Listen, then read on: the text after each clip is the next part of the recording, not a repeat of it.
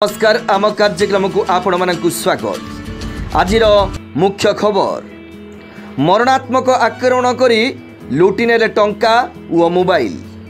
सूचना अनुजाई गत 19 तारिख दिन कस्बा जयपुर पंचायत अंतर्गत उड़ियापाटना ग्रामर 5 जन व्यक्ति यथा सत्यरंजन प्रधान, शरद चंद्र साहू, देवराज प्रधान, नरेंद्र नायक और कालिया बेहेरा दुईटी बाइक जुगे एक रिसेप्शन पार्टी रे जुग देबा पई बुईता ग्राम को जाइथिले।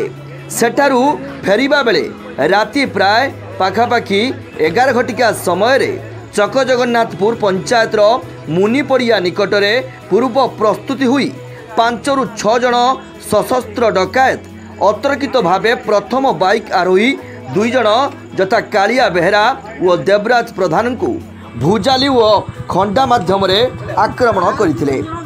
द्वितीय बाइक रे आसुथिबा 3 जन व्यक्ति ए घटना देखि बाइक छाड़ी जीवन बंचिया पई पाख घर को दौड़ी जाइथिले।